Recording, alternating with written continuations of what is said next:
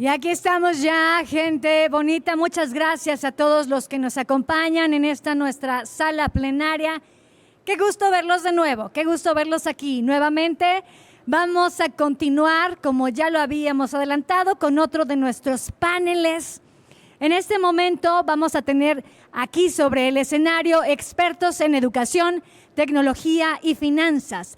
Ellos compartirán las claves del éxito de los unicornios EdTech, incluyendo las tendencias en inversión en aplicaciones de educación. Los unicornios EdTech son empresas de tecnología educativa que han alcanzado una valoración de $1,000 millones o más. Ay, baba. Acompáñenme, por favor, a descubrir cómo los unicornios EdTech están innovando en la educación y ofreciendo productos y servicios únicos que los diferencian de otros proveedores. Para ello, por favor, voy a pedir que vayan subiendo con nosotros el doctor Miguel Sedov, ministro de Educación, Ciencia y Tecnología de la provincia de Misiones, Argentina. Un aplauso, por favor. Lo recibimos calurosamente. También Eric Ramírez Ruiz, Founder and Chief Executive Officer de Radix Education. El aplauso bonito, que se sienta. Muchísimas gracias. Armando Laborde, Managing Partner de New Ventures. Muchas gracias. Por favor, pasen por acá. Y también David Caballero Pradas, co-founder de Evolving Education. Ellos son nuestros panelistas, pero para ello tenemos como líder de este panel, como moderadora, a Miriam Lisbeth Martínez Sandoval. Ella es directora editorial de Revista Aula, así como investigadora del Faro Educativo de la Universidad Iberoamericana. Un aplauso, por favor, para todos ellos. Muchísimas gracias. Estamos ávidos por escuchar más de esta valiosa información. Bienvenidos sean todos. Comenzamos, compañera. Muchas gracias. Gracias, Jessica, por esta introducción. Bienvenidas y bienvenidos a todos. Pues ya hicieron como el recuento un poco del tema que vamos a hablar, los unicornios EdTech, y nuestros expertos son los que nos van a dar esta perspectiva.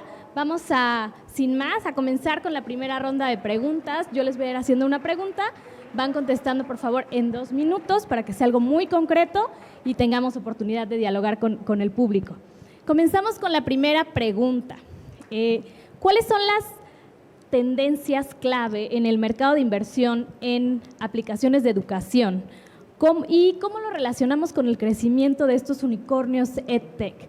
¿Podríamos comenzar contigo, Miguel, por favor, en 2 minutos? Gracias. Bueno, buenos días a todos. Bueno, me parece a mí que hablar de tecnología en educación ya es como hablar de un estándar, ¿no? No podemos ya pensar en los sistemas educativos sin la presencia de la tecnología como la conocemos. A mí me parece que lo que sí, el sector de tech, en mi opinión, está un poco en deuda con los sistemas educativos, porque yo me pregunto, ¿no? En un sector en el que tenemos a las mentes más brillantes, tenemos a la gente más cool, tenemos a los ingenieros más avanzados diseñando grandes productos, nos están ofreciendo más de lo mismo en general. Computadoras o dispositivos más grandes, más chicos, conectividad más rápida o no, y apps o algunas soluciones parecidas que incluso van todo el tiempo cambiando, lo que también implica una complicación adicional para su adopción, porque si un sistema educativo, por ejemplo, de acá de Puebla con 15.000 escuelas, toma una solución y esa solución después no es la adecuada o la quiere cambiar, no es tan sencillo. Entonces, a mí me parece que estamos en un momento de cambio. Todos fuimos adolescentes y sabíamos que como adolescentes había veces que le hacíamos caso a nuestros padres y a veces que empezamos a rebelarnos. Bueno, me parece que los sistemas educativos deberíamos salir de la adolescencia tecnológica, empezar a exigir a los productores de tecnología lo que necesitamos. Es decir, necesitamos tecnología que tenga en cuenta los requerimientos de las escuelas, de los jóvenes, pensar en tecnología adecuada para una cultura maker y que no todo se limite a usar de una manera diferente o con diferentes colores la misma herramienta, ¿no? Muchas gracias. Entonces, desde tu perspectiva, la oferta todavía está en deuda. Vamos a seguir con tu participación, Eric. Gracias. Creo, o sea, por un lado, concuerdo con Miguel de que en el ramo educativo la parte tecnológica no se ha utilizado tanto. Creo que nos cuesta mucho trabajo. Siempre vemos la educación como algo normal que tiene que tener el maestro con todos los demás estudiantes recibiendo la información, ¿no? Pero poco a poco vemos más cosas que están surgiendo dentro del ecosistema de educación. Dentro del ecosistema de educación es importante destacar, ¿no? Hay empresas que no solamente crean contenido, no solamente crean las apps, hay también muchas organizaciones que crean lo que son mecánicas de tutoría, que hace rato lo platicaba Ariel Gamiño.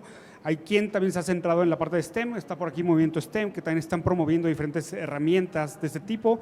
Hay quien también hace la parte de evaluación formativa tipo Knowledge Hub, que lo tenemos ahí con Jennifer, que estuvo presentando con nosotros. También mecánicas de administración de sistemas educativos, que también es algo diferente, ya no llevar la contabilidad, llevar el marketing de una escuela o llevar cómo administras a tu personal solamente de forma manual, sino con inteligencia artificial o con diferentes soluciones. Y por supuesto toda esta parte de Workforce Development y Skill Development que está creciendo muchísimo también, ¿no? Entonces el ramo de tecnología educativa está creciendo poco a poco. Todavía nos resistimos mucho a tomarla dentro de las escuelas, pero creo que es algo que tenemos que estar promoviendo, viviendo, usando constantemente, ¿no? Me tocó en Massachusetts solamente analizar un distrito escolar y ellos tenían 190 diferentes soluciones educativas utilizando dentro del distrito escolar, lo cual si vienes y de repente preguntas a un estado, aquí en México te va a decir que no utilizan tantas, que utilizan Word y utilizan Windows y de repente se acabó todo lo que están utilizando en tecnología. Pero es algo que tenemos que estar explorando constantemente. Gracias, Eric. David, seguimos contigo. Sí, me he resonado mucho con lo que decía Eric de esta cantidad de soluciones educativas, porque una de las tendencias que yo veo sobre todo es esa especialización curricular. Es muy difícil ser bueno en todo. Entonces ahí tenemos, por ejemplo, Matific, se especializan solo matemáticas, Amiral solo lectoescritura, Duolingo tan solo aprendizaje de idiomas, e intentar entrenar sus algoritmos en sus contenidos para ser muy buenos en esa materia. Y la otra tendencia de inversión y algo bastante predominante en el sector es el aprendizaje centrado en el alumno a través de rutas de aprendizaje personalizadas con la inteligencia artificial, pero la verdad es que la mayoría de las veces no hace falta inteligencia artificial para los productos que ya se han desarrollado, ahora se están integrando algunos más nuevos. Y con un gran componente de gamificación. Creo que en las inversiones en EdTech, cerca del 40% llevan algún componente de gamificación. Ha sido algo que ha sido como muy aceptado por la comunidad educativa y también quizá esta es otra de las tendencias. Son tecnologías que pueden ser rápidamente aceptadas por los sistemas educativos tal y como están. Es decir, vienen a complementar procesos de educación existentes, no a disrumpir el mercado o a transformar la forma en la que funcionan las escuelas. Creo que ese es el siguiente paso que vamos a ver. Muchas gracias, David. Y mencionas ahora lo de el aprendizaje basado en los alumnos, ¿no? Y cómo también puede ser una posibilidad ante esta coyuntura donde nuestro sistema educativo está cambiando de plan, ¿no? Y de pronto hay que centrarnos también en el aprendizaje del alumno. Gracias. Y por último, vamos contigo, Armando. Sí, cómo no. Antes que nada, gracias por la invitación. Solo quería primeramente decir desde dónde vamos a compartir. Nosotros vengo de una organización que se llama New Ventures, nos dedicamos a apoyar emprendedores que tienen negocios con impacto social y ambiental y tenemos por un lado programas de asistencia técnica, programas de aceleración, una financiera que se especializa en dar financiamiento y un fondo de inversión de 15 millones de dólares y lo que voy a estar compartiendo viene más desde esta perspectiva, desde inversionista. Este fondo opera y invierte en Colombia y en Ecuador, se especializa en buscar empresas que tengan un impacto positivo en jóvenes y tenemos varias EdTech y lo hemos encontrado y desde ahí nada más quería dar el preámbulo de donde. ¿Cuáles son las tendencias que vemos? O sea, concretamente, primero en lo que hemos visto en los emprendedores trabajando en EdTech, nos da la impresión, y lo repiten constantemente, que esta visión que teníamos los que ya no estamos tan jóvenes de voy a la universidad, después voy a la maestría, ya caducó. O sea, eso ya no es, ya se le ve poco valor y eso ha influido mucho. O sea, vemos muchísimos emprendedores más bien lanzando cursos cortos, muy puntuales, muy orientados a la generación de ingresos. ¿Qué habilidades me van a permitir mejorar mis ingresos? Cursos de 8 o 9 meses, cosas como inglés, computación, páginas de internet, habilidades blandas, muy ligados justamente a la vinculación laboral. Y eso es, la verdad, la mayoría de los emprendimientos que vemos con potencial van caminando por ahí. Y vemos también desde el lado de los inversionistas algunos cambios, no solamente para EdTech, pero en general. Hace un par de años llegaron muchísimos fondos de inversión con carteras muy grandes. Creo que incluso parte de los unicornios que tenemos se deben a esas hasta un tanto distorsiones. Era relativamente fácil conseguir recursos, era barato conseguir recursos y tuvimos evaluaciones muy importantes. Hoy por hoy, como que los inversionistas después de algunas quiebras han empezado a ser más cautelosos, se exige y se demanda hacer un poquito más de bootstrapping, o sea, tratar de llegar más pronto que tarde a esos puntos de equilibrio, estos modelos de nunca gano dinero y al cabo siempre consigo capital para seguir creciendo, están dejando de ser viables. Y más bien una tendencia de demuéstrame que tienes esa capacidad de generar ingresos y vamos acompañando en ese proceso. Serían como que los principales cambios que vamos viendo tanto de los emprendedores como de los inversionistas. Perfecto, gracias. Esa perspectiva también es muy importante, ¿no?, de los inversionistas. Vamos a continuar con la siguiente pregunta para todos, en el mismo orden. ¿Qué ejemplos concretos de innovación en la educación podemos encontrar entre estos unicornios EdTech? ¿Cómo relacionan su actuar con el aprendizaje? O sea, ¿de qué manera atienden el aprendizaje? ¿Y qué necesidades, que no necesariamente puede ser el aprendizaje, o qué necesidades atienden del público meta? Podríamos comenzar contigo, Miguel. Bueno, yo les voy a contar nuestra experiencia. Yo soy ministro de Educación, Ciencia y Tecnología, asumí en el año 2019 y fundé junto con 2 científicos argentinos un consorcio público-privado de nanotecnología y tecnología para la educación, que se llama FAN IoT. En este momento empleamos a 82 egresados de nuestro sistema educativo, ingenieros, técnicos industriales, game artists, programadores, diseñadores industriales, y producimos desde movilidad eléctrica hasta un CubeSat, un satélite de datos que estamos a punto de lanzar, y pasando también por laboratorios de aprendizaje 3D, y la parte de EdTech de nuestra fábrica. Traje acá para que lo vean porque a veces es mejor mostrarlo que contarlo. Producimos unas placas integradas, estos boards son kits de robótica educativa. Estos son los kits originales que adquirió el gobierno de la provincia de la República Argentina, el Ministerio de Educación de la Nación. Le diseñamos el programa federal de robótica educativa, IoT e inteligencia artificial, y adquirió para todo el país estas placas educativas que permiten programar con un grado mayor de complejidad que lo que existe en este momento. Lo que nosotros habíamos notado es que la oferta de productos de robótica era muy limitada y era casi escolar, es decir, estaba muy bien para chicos de primaria, 10, 11 años, pero cuando pensamos de alumnos de secundaria, de prepa, digamos, o universitarios, no tenían elementos para poder escalar en el lenguaje de programación, el pensamiento computacional y su preparación para el trabajo.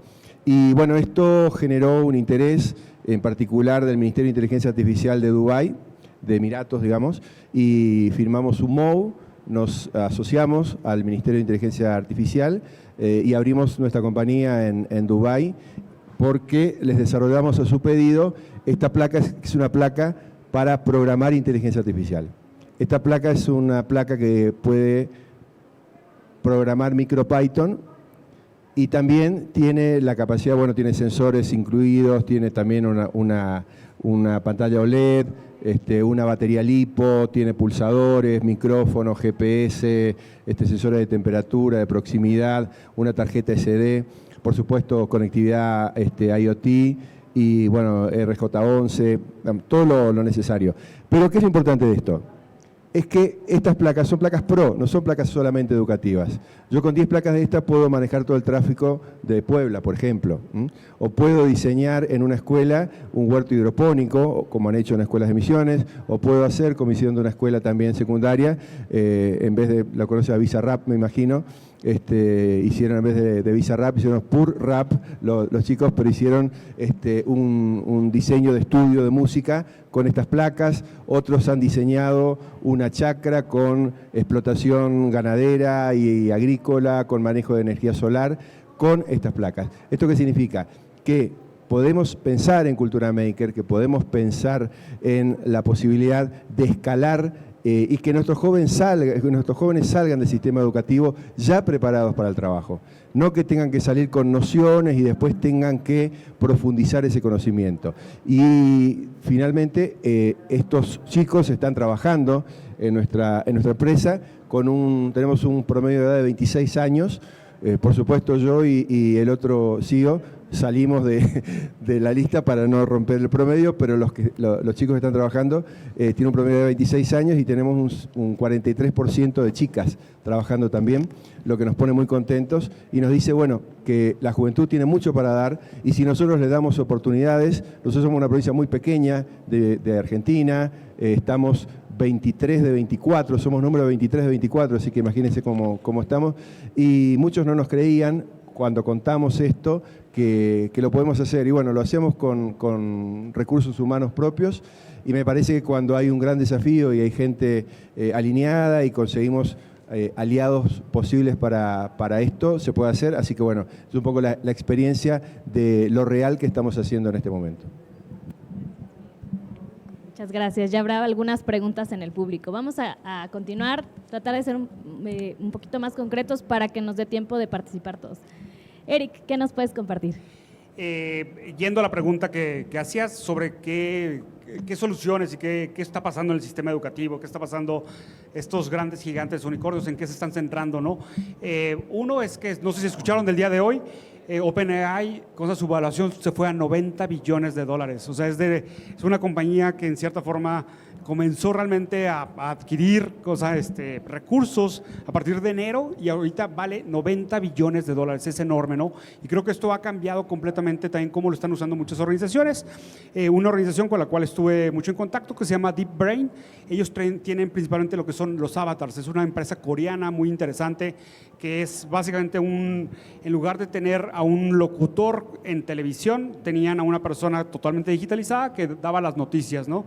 Cuando yo los conozco, en enero ellos me contaban que el poder replicar a esa persona y que estuviera dando noticias, les costaba cerca de $15,000 aproximadamente anualmente para una empresa. Entonces estaban poniéndolos en diferentes, tanto hospitales como hoteles, entonces tenías a alguien que estuviera hablando y que estuviera contando, que te estuviera respondiendo de forma inmediata. Hace un mes que platiqué con ellos, el costo ha bajado a $5,000, que es lo que cobran anualmente para tener un avatar, pero ahora lo están implementando en escuelas, lo están implementando en otros lados. Entonces, Deep Brain, algo que está trayendo a la mesa es que de repente pensamos muy lejanos que de repente inteligencia artificial o un avatar pudiera estar enfrente de nosotros respondiendo preguntas. Y no es cierto. Yo creo que en los próximos 6 meses vamos a ver ese tipo de soluciones.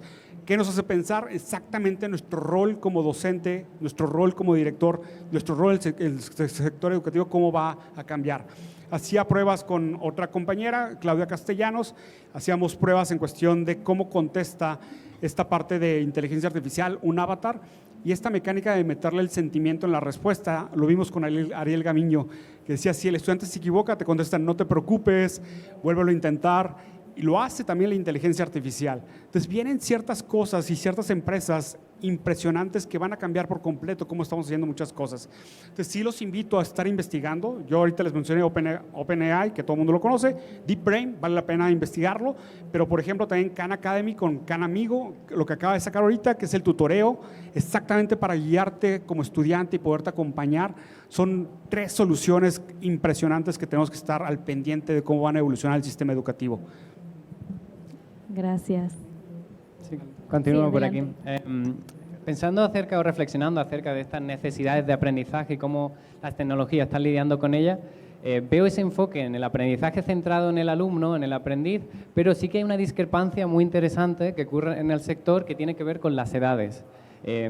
Y es casi un foco en las debilidades o en las fortalezas. Y quizás para que sea más evidente voy a utilizar la palabra persona en lugar de niño o adulto para que se vea más evidente. En las personas más jóvenes solemos centrarnos en sus debilidades de aprendizaje. Si, por ejemplo, para ayudar, por cierto, a que los niños desarrollen un número de capacidades que estén en la media, ¿no? Hay un cierto número de capacidades que todos sabemos que son muy esenciales, como por ejemplo la lectoescritura, trabajar en equipo, aprender a aprender, que son esenciales, pero la mayoría de las veces lo extendemos a una gran cantidad de contenidos curriculares durante una gran parte del recorrido de estos jóvenes en su educación. Entonces, por ejemplo, una chica de 12 años que sea muy buena en matemáticas, que le apasione, pero que no le guste en absoluto la historia, por ejemplo, conseguirá sus objetivos en matemáticas relativamente pronto y dedicará la mayor parte de su tiempo a una de sus debilidades, a la historia. Y esto ahora la tecnología lo está ayudando con esta ruta de aprendizaje personalizada, por ejemplo. Por otro lado, con las personas que son más adultas, nos centramos en sus fortalezas. Si alguien es bueno con relaciones personales, decimos, podrías trabajar en desarrollo de negocios o en community manager. Si alguien es bueno creando contenido, decimos, podrías trabajar en marketing digital. Y le ayudamos a explotar sus fortalezas y enlazarlas con oportunidades que hay actualmente en el mercado laboral existente. Que como hablaba antes Armando, hay una gran oportunidad de mercado para muchas de estas startups que además tienen un modelo de monetización muy interesante porque es tanto B2C, es decir, directamente a personas que quieren formarse, como B2B, para empresas que necesitan reinventarse por dentro, porque el departamento de marketing de cualquier empresa hace 5 años y ahora no hace nada de las mismas funciones, básicamente. Entonces, me parecía muy interesante comentar satisfacer esas necesidades de aprendizaje y cómo estamos mirando a debilidades o fortalezas en función de las edades y la oportunidad que presenta para centrarnos en las fortalezas en todas las edades. Y luego elaboro un poco más el papel que tienen los docentes en ese cambio. Sigo con la misma pregunta. ¿Qué ejemplos concretos vemos en este tema de innovación en la educación? Como les decía hace rato, al menos en los emprendedores que estamos encontrando, vemos cursos cortos, muy orientados a generación de ingresos, flexibles, asíncronos, virtuales, donde el reto de tiempo y geografía no es relevante. De las empresas que tenemos, les doy un par de las que tenemos en el portafolio y ver cómo están coincidiendo con esto. Por ejemplo, tenemos una empresa en el portafolio que se llama Smart Bimo y se ha especializado solamente en, si tú quieres vender en línea, ellos tienen todas las capacitaciones que necesitan. Por ejemplo, Shopify, un curso específico, cómo vender en Mercado Libre en Estados Unidos, en México y en otros países, cómo vender en Amazon, entonces, cómo poner tu tienda en línea. Cosas que son una necesidad muy puntual, cortos, a la hora que yo quiera los puedo tomar, herramientas que muy probablemente me ayuden a la generación de ingresos. Ese es el tipo, ya ha crecido, y estoy hablando ahorita de las empresas que van evolucionando bien, entonces coincide, si se fijan, ese es el tipo de servicios que está dando Smart Bimo y está creciendo muy bien. Hay otra que se llama ProTalento, que se ha especializado en generar empleos, lo que en inglés se llaman los blue collar jobs, no tanto para ejecutivos, pero para personal de oficina, en empresas.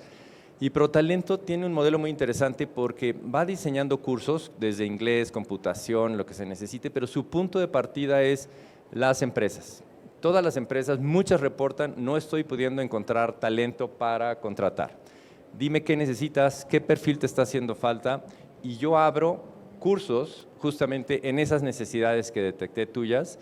Entonces, te invito a que tomes los cursos cortos. Entonces, detecta necesidades, de los departamentos de talento de las empresas, diseño los cursos cortos, virtuales, en línea, y te ayudo a hacer el contacto después laboral. Entonces, como joven, está muy atractivo porque son cursos que están muy ligados a una oportunidad laboral y que además ofrecen una alternativa prácticamente todos los cursos los dan con esquemas de financiamiento. Entonces el combo, de este tipo de necesidades otra vez orientados al trabajo y posibles generación de ingresos, es el tipo de emprendimientos que estamos viendo. Estos se están operando en Colombia y en Ecuador, algunos de ellos ya están expandiéndose a México, pero es el tipo de tendencias y ejemplos que estamos viendo.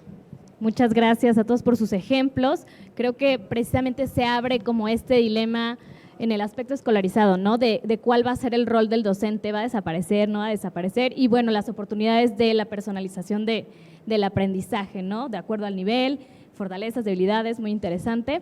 Ahora vamos a cambiar un poquito la dinámica. Con esta pregunta vamos a comenzar contigo, Eric. Ya de estos ejemplos específicos que nos platicaste, ¿cuáles podrías decir que son 3 factores críticos, ¿no?, de éxito que han contribuido para que estas empresas logren este camino de consolidarse como unicornios EdTech?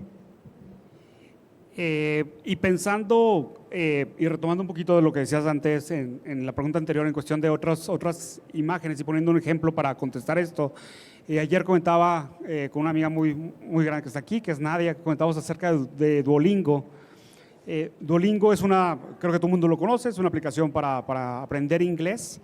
¿Cuántos usuarios creen que estén registrados en Duolingo? ¿Quién dice 10 millones? 50 millones. ¿Quién alza la mano para 20, 100 millones?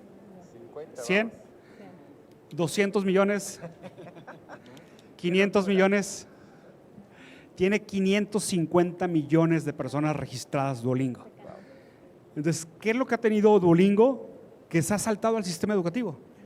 No le ha pedido permiso a los maestros, ni a los gobiernos, ni a nadie cómo enseñar inglés. Ha descubierto cómo llegar al consumidor final, y no al consumidor final, sino al papá del niño que le va a poner en su tableta Duolingo Kids para que el niño aprenda otro idioma. Y el enganche que tiene el niño para estar aprendiendo el idioma es fenomenal. No tiene alguien, un maestro que esté detrás de tienes que hacer la tarea, tienes que estar 5 minutos, tienes que estar 10 minutos. Entonces yo creo que el éxito, por ejemplo, de Duolingo, que es un unicornio muy grande, realmente tiene que ver con esta facilidad del uso, pero también que el producto sea bueno, que el producto, como comentaba Armando, te lleve a generar un conocimiento, te lleve a generar algo que puedes utilizar. Entonces, ese es un ejemplo concreto de qué tiene que tener alguna tecnología educativa. Muchas gracias. Y yo no sé, me atrevería a decir que también la motivación que surge, ¿no? En esta parte que van haciendo las rachas y que logras como el siguiente nivel y descubriendo. He visto mi mamá, que es una persona adulta, está emocionadísima por no perder su racha, por ejemplo, en Duolingo. Vamos contigo, Armando, en esta parte de los factores críticos. Sí, factores críticos que contribuyen al éxito. Bueno, obvio, pero lo primero que hay que tener como cualquier empresa es resolver una necesidad y generar valor. O sea, ese es como obvio, pero a veces nos puede olvidar, pero lo que hemos visto ya más específico, al menos analizando las empresas que tenemos en el portafolio, la mayoría de ellos están trabajando en cómo lograr recurrencia. Y creo que ahorita con el ejemplo de Duolingo, de como para que no te vayas, ¿cómo le hago para que no solo vengas a un curso, terminas, te vayas? O sea, porque entonces me cuesta mucho trabajo adquirir el cliente. ¿Cómo diseño? Todos ellos los vemos trabajando en cómo te hago recurrente. Algunos están trabajando hacia desarrollar membresías, servicios tutoriales, agregar este tipo de cosas, porque si ya pude adquirir un cliente, ¿cómo le hago que se mantenga presente para no perderlo? Porque puede salir muy costoso tener una alta rotación de clientes donde te atraigo, tomas el curso y te me vas. Evitar la deserción. Muchos cursos en línea se parece, pero es distinto. O sea, ¿cómo hago que completes el curso, que no te aburras a medio camino? Hay esos ejemplos de gamificación, creo que son muy... ahorita nos dabas el ejemplo con tu mamá. Es el tipo de cosas que vemos que están trabajando también. Quieras o no ir presencial, pues ya implica una disciplina. Si ya fui a un salón de clases, pues ya generalmente me quedo. Está más difícil salirme. En línea, o sea, puede uno distraerse muy fácilmente. Y la otra cosa que vemos, o sea, en este dilema B2B o B2C, hemos visto que los que arrancaron tratando de vender directamente a los clientes han estado casi todos ellos migrando estrategias hacia empresas. Los esfuerzos de comercialización han sido más fácil. Entonces, al menos estas son las tendencias que estamos viendo al menos en las empresas que hemos trabajado en el portafolio. Muchas gracias. Vamos contigo, David. Sí, voy a continuar, porque he tocado algunos temas con los que resuenan mucho con lo que iba a decir yo también. Yo voy a hablar de 3 factores de éxito que puedo ver y de paso aprovecho para contaros un poco lo que hacemos en Evolving Education, que son calidad, comunidad e inclusión. Es muy fácil hacer cursos online, cualquier persona puede grabarse con su teléfono móvil y subir contenido. Es muy difícil hacer contenidos de calidad, de verdadera calidad. Y eso es un diferenciador de aquellas empresas que están triunfando en el mercado. Por ejemplo, Masterclass ofrece cursos con personas referentes en el mundo a nivel internacional. Por ejemplo, puedes aprender actuación con Samuel L. Jackson. En el caso de Evolving Education, lo que hemos hecho ha sido entrevistar a algunos de los pioneros de la educación a nivel global, más de 150 personas de 17 países, que conforman el core, el núcleo de los recursos que utilizamos en nuestros cursos de desarrollo profesional y personal docente. Pero esa calidad ayuda a la calidad del aprendizaje, pero no a la retención, como mencionaba Armando. Para esa retención, la retención en nuestro caso se basa en las personas, es la comunidad. Es crear una comunidad de personas que se identifican unos en los otros, que son agentes de cambio educativo, son educadores, fundadores de escuelas, que quieren hacer las cosas distintas y que a través de conectar en esta formación, identificar que comparten un camino de querer hacer el mundo un lugar mejor a través de la educación, se mantienen en esta formación y no solo la formación, sino que ahora tenemos una red alumni o de antiguos alumnos que continúan más allá de la formación y que sigue retroalimentándose y compartiendo aprendizaje. Y el tercer elemento de éxito para mí es la inclusión. De hecho, la misión de nuestra organización es democratizar cómo transformar la educación. Y esa palabra democratizar para nosotros es clave y la tecnología un posibilitador brutal, que no tiene ningún otro mecanismo de que, como decía antes, puedes aprender actuación con Samuel L. Jackson ahora, probablemente por no sé cuánto será, si $10 o $20 al mes la suscripción a Masterclass. Y para poder aprender de todos los profesionales de la educación que nosotros hemos recopilado, si quieres ir a todos esos centros desde la India, Reino Unido, Israel, sería muy costoso, pero gracias a la tecnología podemos democratizar el acceso a la mejor calidad de recursos posible. Muchas gracias. Pues vamos a cerrar esta ronda contigo, Miguel. ¿Qué nos puedes compartir sobre 3 factores de éxito, ya sea de esta iniciativa que ya nos has hablado de ella? Bueno, me parece a mí, el primer factor de éxito que tuvimos fue darle una mirada pedagógica a los productos que hacemos. Como no podemos convertirnos lamentablemente en un unicornio, nos encantaría, pero como somos un consorcio público-privado, tenemos una parte de gobierno, pero lo que tratamos de hacer fue generar conocimiento desde el sistema educativo.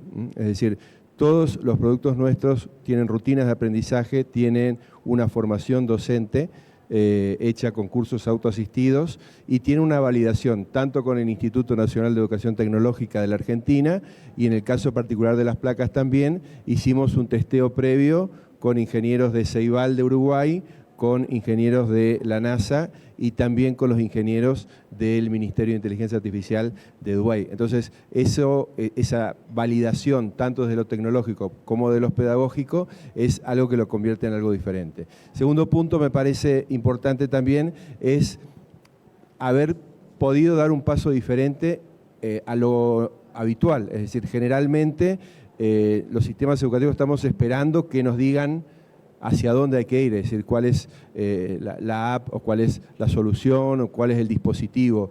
En este caso tratamos de pensar qué estaría bueno que experimentaran nuestros jóvenes, es decir, diseñamos, por ejemplo, un container hidropónico para educación ambiental, 4 sistemas de hidroponía diferentes. Entonces, qué lindo que los estudiantes entren a ese container hidropónico y tengan una experiencia real del sistema de hidroponía. Estudiamos educación ambiental, estudiamos ciencias naturales, pero a su vez también los preparamos para poder tener un huerto hidropónico y trabajar en la industria del lácteo, por ejemplo. O el último desarrollo que estamos haciendo ahora y lo estamos terminando de validar es la posibilidad de que tiren un cohete, decimos, del patio de la escuela, no lo podrían hacer, en un lugar un poco más amplio necesitarían, pero es un kit satelital escolar, que es un cohete a propulsión de agua, una pequeña estación terrena y un CANSAT con la electrónica necesaria para poder tomar distancia, medir lo que uno quiera, poner una cámara, lo que los chicos quieran. Reusable, tiene un pequeño paracaídas, sube 200 metros, hace un recorrido y se recupera tanto el cohete como el satélite. Es un cohete a propulsión de agua, por lo tanto no es peligroso.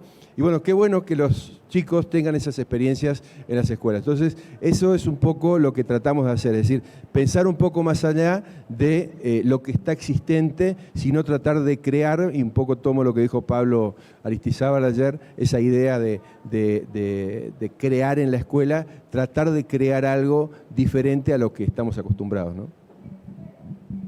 Muchas gracias. Vamos a pasar a la última ronda de preguntas para también abrir el espacio al público. A la luz de lo que hemos estado platicando, desde su perspectiva, ¿qué desafíos y oportunidades podrían advertir a los emprendedores y a los inversionistas que están interesados en esta área? Primero, Armando, por favor. Empezamos por acá.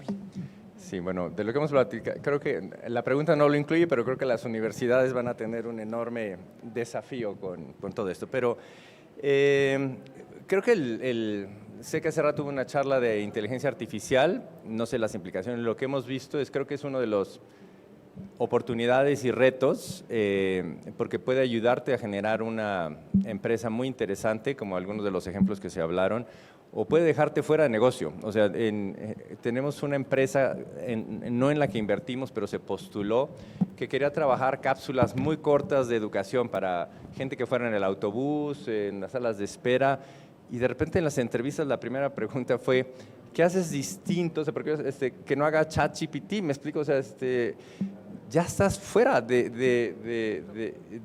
mercado, o sea, en este caso, o sea, ni me interesa porque no veo cómo vas a generar un valor, va a ser mucho más caro de lo que cualquier persona puede llegar y consultarlo. Entonces, por ahí va a haber un reto.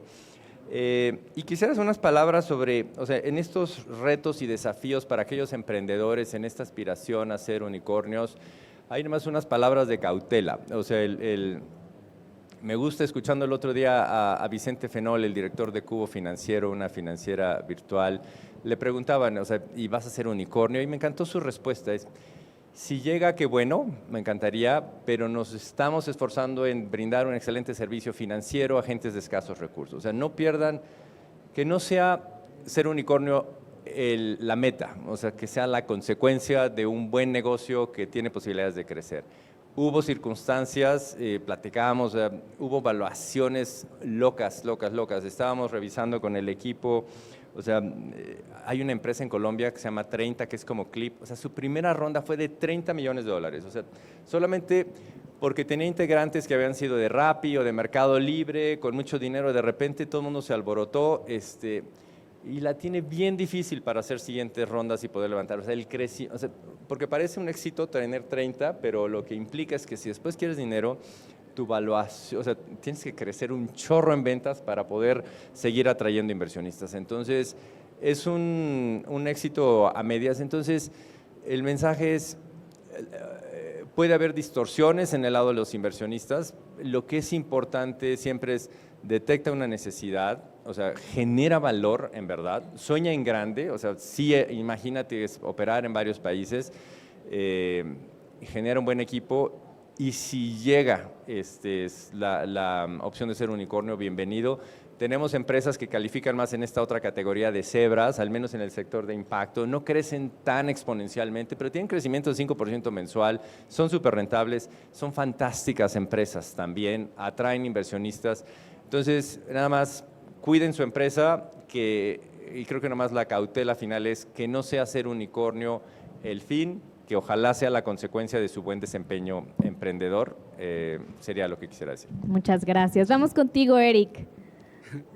Gracias. Estaba pensando mucho lo que estás diciendo ahorita, Armando, y hay, yo creo que un consejo para cualquier emprendedor, ¿no? El equilibrio entre la ambición de lo que quieres lograr y en cierta forma cómo equilibrado con tu sueño. La ambición normalmente tiene un fin. En un año tú vas a terminar y vas a decir, mi ambición era lograr tantas ventas, mi ambición era tener esto. Pero cuando de repente pones tu sueño, ¿qué era? ¿Para qué lanzaste esta compañía? Para cambiar el sistema educativo, para mejorar las oportunidades, para hacer… Entonces, ahí hay que tener siempre un equilibrio en cuando piensas todo esto para definir tus acciones que te van a cubrir esta parte de ambición, pero también para cubrir esta parte del sueño. Entonces, creo que es muy importante cuando eres emprendedor tener este equilibrio. También algo importante es que cuando eres emprendedor, y como comenta Armando, no es fácil. O sea, cuando nosotros lanzamos Enseña por México, tocamos la puerta con 257 personas que nos dijeron que no creían en el programa, era un programa muy exitoso en otros lados, no iba a funcionar en México, 257 personas nos dijeron que no. Entonces era para pensar que no iba a funcionar. Actualmente el programa corre en más de 11 estados, es un programa muy grande, con un impacto impresionante, con muchísimos chavos que se han sumado al programa de Enseña por México y que eso nos ha permitido ahora llevarlo a Radix Education, que es lo que hacemos actualmente. Entonces el pensar en esta mecánica de inmediato de que salgo y voy a tener 30 millones, no es cierto. La gran mayoría consigue menos de $1 millón para comenzar, que eso también es importante. Todo el mundo pensamos que tenemos que tener los millones para hacer algo grande y tenemos que comenzar poco a poco para realmente poder avanzar. Entonces el no quererte comer para mañana todo vale la pena, ¿no? Esta parte de la ambición y tu sueño, tener un equilibrio para poderlo lograr.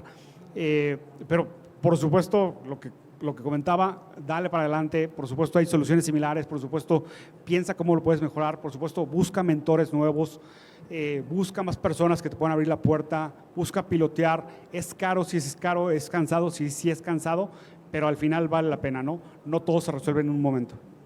Gracias, Eric. Vamos con Miguel, desafíos y oportunidades. Perdón, estaba esperando el otro. Mira, yo lo que creo que deberían pensar quienes están trabajando en soluciones para los sistemas educativos es en los sistemas educativos. ¿Eso qué significa? El sistema educativo se basa en el maestro y muchas respuestas a preguntas de la educación tienen la misma composición, es el maestro. ¿Eso qué significa? Si nosotros implementamos soluciones, cambiamos un montón de cosas, tenemos que tener en cuenta que los cambios en los sistemas educativos son muy lentos y a veces casi imposibles. A los docentes que en algún momento terminaron de aprender una herramienta, no podemos decirle a partir del año que viene vamos a cambiar y vamos a empezar otra, porque no lo van a hacer. Entonces hay que pensar en quién lo va a usar. Eso creo que es el primer consejo que podría dar yo de la experiencia. El segundo es que tengan en cuenta, cuando se plantee un producto, en la capacitación de quien lo tiene que dar. No lanzarlo y decir, esto lo van a entender porque suponemos que todos tienen competencia digital. Hay docentes que no saben cómo se abre un mail. Hay docentes que no tienen idea cómo redactar y cómo mandar un archivo adjunto. Y eso, que es básico, es como la lectoescritura para los chicos de la escuela primaria, es la lectoescritura digital. Entonces tenemos que tener en cuenta qué es la realidad de cada sistema educativo. Porque la verdad, la adopción de soluciones tecnológicas muchas veces es muy marginal. Yo hablo con muchos y he hablado con muchos ministros de diferentes países, además de los ministros de la Argentina, y sinceramente la adopción de soluciones digitales es marginal. Son pilotos, son 10 escuelas, son 20 escuelas, una experiencia exitosa. No quedarse, y con esto termino, en la innovación boutique. No quedarnos en, bueno, hacemos este centro educativo es extraordinario, está acá en un barrio de Puebla, todos lo van a visitar. ¿Y después qué hacemos con esto? ¿Cómo lo escalamos? ¿Cómo impactamos en el sistema educativo real? ¿Por qué esos 400 chicos que van en esa escuela tienen una educación de calidad extraordinaria y los otros 15.000 no? Entonces ahí también está uno de los dilemas, cómo escalar la innovación. Muchas gracias. Vamos a cerrar contigo, por favor, David. Sí, qué buena introducción ha hecho Miguel, tocando justo el papel del docente, que para mí, hablando de retos y oportunidades, el cambio del rol del docente para mí aúna esos dos puntos. Es tanto el mayor reto como la mayor oportunidad. Y un cambio de rol que va de una persona cuya función es transmitir información a una persona cuya función es facilitar procesos de aprendizaje significativo apoyados en la tecnología. ¿Por qué es el mayor reto? Es el mayor reto porque la educación, como bien decía Miguel, es quizá el sector con mayor resistencia al cambio que existe. En sanidad, en agricultura, en energía, si tú no te adaptas a los cambios sociales y tecnológicos, desapareces. Dejas de ser competitivo, dejas de ser rentables y desapareces. En educación, el trabajo que hacemos tarda años, algunas veces decenas de años, en verse el resultado social.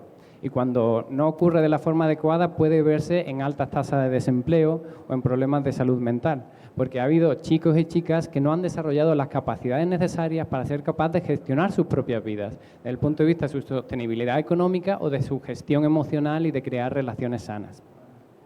Pero por otro lado, presenta la mayor oportunidad por ese potencial de cambio social que tiene la educación y una gran oportunidad para los docentes, para revalorizar su papel en la sociedad.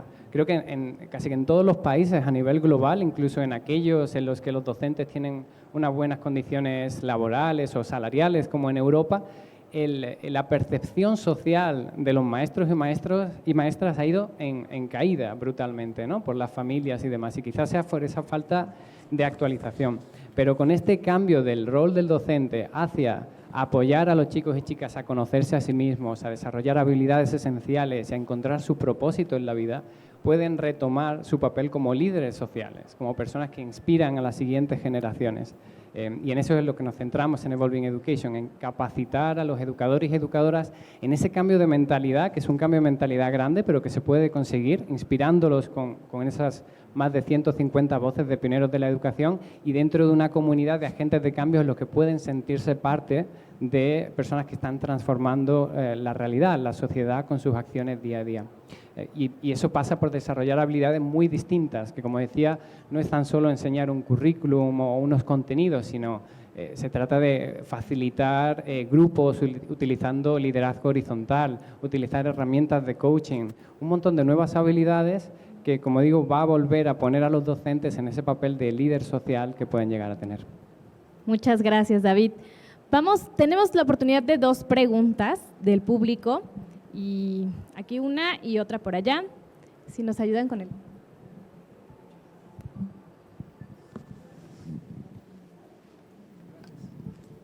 Sí. Es una pregunta para Armando. Alberto Telle, vengo de Teach. Nosotros somos una empresa que hemos invertido, tenemos un producto el que le hemos invertido más o menos $500,000. Es una plataforma para dar cursos en línea en donde la parte central es el instructor, herramientas para que el profesor tenga muchas facilidades para poder dar mejor su clase y poder aportar al tema pedagógico y que el aprendizaje sea mejor. Mi pregunta es, para un fondo de inversión como el de ustedes, ¿es más atractivo un negocio que está dirigido a un mercado B2C o a un mercado B2B? Perfecto. Vamos a escucharlo otra y está bien. Hola, mi nombre es Francia.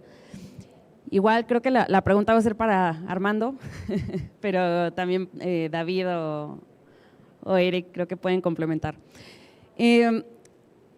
Algo que he escuchado mucho en el tema de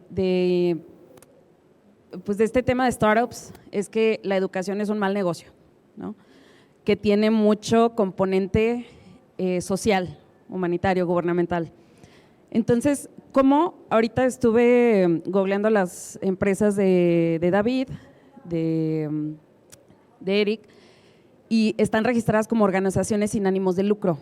Entonces, ¿cómo es eso atractivo para un inversionista? O sea, Armando, ¿realmente hay inversionistas que creen en estas iniciativas y que pueden invertir ahí y que pueden ser pacientes en el hecho de que no, a lo mejor pues lo que siempre me dicen, la educación no es negocio, ¿no? Bueno, hago unos comentarios y ahorita me encantará después escuchar las opiniones de los otros panelistas.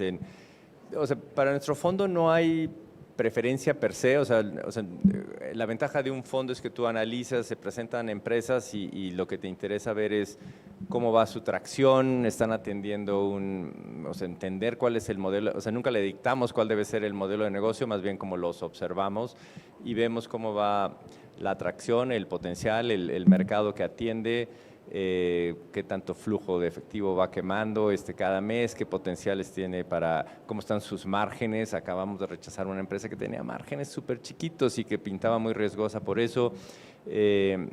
Lo único que puedo, o sea, tenemos algunas empresas que sí trabajan B2C, no tanto en educación, y lo que sí vemos ahorita, al menos en educación, han estado migrando más al B2B. Ya si nos vamos más allá del fondo, o sea, sí, la verdad ahorita no sabría qué porcentaje están en B2C, pero siempre hay un reto más grande cuando es B2C, porque tienes que reforzar muchísimo toda la marca, la posición, el esfuerzo comercial detrás de eso es muy importante. Entonces, para emprendedores que están empezando, ha sido una estrategia recurrente el decir, me voy a las empresas y te brindo ese servicio o atiendo a tus empleados. Entonces, creo que no hay fórmulas finales, o sea, lo que vemos ahorita es una tendencia, al menos emprendedores tempranos, mucho recurriendo al B2B, pero ahora sí que dependerá de cada caso, o sea, siempre nos podemos sorprender. Y volviendo a la pregunta de Francia, me dijiste que creo que el espectro puede ser muy amplio, o sea, sí tenemos… hemos estado con emprendedores, o sea, obviamente va a haber muchas organizaciones de la sociedad civil que hacen esfuerzos educativos, o sea, de hecho muchas universidades son organizaciones de la sociedad civil, sí, aunque cobran colegiaturas, buscan simplemente no repartir utilidades. Sí tenemos, en el caso de nosotros, el fondo, el inversionista está interesado, sí hay unas expectativas de retorno, pero es una fundación a final de cuentas.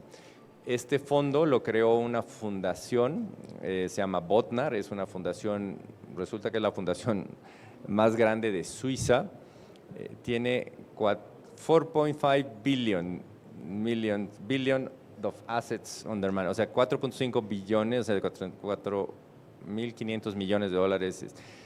Y siempre había trabajado en donativos para apoyar jóvenes, no solamente educación jóvenes. Y ahorita está desde hace 3 años con una estrategia nueva donde quiero incursionar en el sector de lo que llamamos inversión de impacto, que es en lo que trabajamos. Entonces, es una escala adicional, ya una expectativa mayor de lo que es filantropía. Sí se esperan retornos, pero es cierto que tiene un mandato, o sea, muchas veces en la inversión hay muchas preguntas de impacto que hace el inversionista que no es tan común en un fondo más tradicional. ¿Me explico? Pero sí hay empresas que han demostrado ser suficientemente rentables, pero está en esas fronteras. Es cierto que hablando con el equipo de Colombia, que es el que está haciendo las inversiones, sí hay una percepción también en los inversionistas que no es tan negocio. Por ejemplo, las valuaciones de la empresa de, por ejemplo, cuánto vendes y o sea, cuántas veces ventas de este año vale tu empresa. En general, las empresas se va como de a 5 o 7 veces ventas. En la educación, 2, 2.5, máximo 3. O sea, sí hay una percepción como de la educación, tal vez es que no es tan negocio o que ya está muy atendido, no van a poder crecer tanto. Entonces, sí hay un poco de eso, también desde los inversionistas, pero está ahí, o sea, espero haber respondido a tu pregunta, porque están esas fronteras así, pero o sea, sí encontramos algunos ejemplos que pueden ser rentables, pero sí creo que ayuda mucho al acercarse con una visión de vocación de impacto. La mera misión del proyecto, si le pones puros fines rentables, se puede distorsionar muy feo, me explico, y te puede alejar muy fácilmente de tu propósito de educación, y por eso hay que verla con mucha cautela y no dejar que el fin utilitario gane al propósito educativo. Muchas gracias. Por complementar un poquito súper rápido respecto a las formas legales en el emprendimiento social, como decía Armando, la misión, ese propósito de impacto social para mí debe ser lo primero, y las formas legales son un mecanismo para alcanzar eso. Entonces, en el caso del emprendimiento social, somos muchos los que utilizamos modelos híbridos, tanto non-for-profit como empresa, para acceder a distintos fondos, recursos, de fundaciones, por ejemplo, a través de modelos de asociación, a la vez que quizás la propiedad intelectual puede estar en una empresa que es la que provee servicios a esa asociación o viceversa. Y esto es algo bastante extendido al ser el emprendimiento social algo relativamente nuevo y al no haber formas legales que combinen estas dos figuras. Pues muchas gracias. Aquí están las perspectivas. Nuestros panelistas van a estar por acá también si se quieren acercar. Perspectivas desde los inversionistas, emprendimiento y gobierno que son necesarias seguir platicando. Gracias por su participación. Gracias a ustedes por sus perspectivas. Muchísimas gracias, queridos expertos. Gracias también al público que ha participado con nosotros. De verdad que despedimos con un fuerte aplauso. Muchas gracias, compañera. Una fotografía, porque siempre tenemos compañeros de la prensa que le sacan una fotografía, así que les pedimos por allá atrás, ¿ya están listos? La foto, compañero, ¿no? Anda ahorita como que no, pero el público, ¿verdad que sí? Ahí está. Gracias a nuestros expertos, muchísimas gracias por aclararnos tantas y tantas situaciones que van pasando de repente por nuestra cabeza. Estas interrogantes que atraviesan por acá. Muchísimas gracias. Vamos a dar paso porque tenemos un siguiente main showroom que está muy interesante. Gracias a todos. Gracias, muchas gracias. Pasen, por favor. Muchas gracias.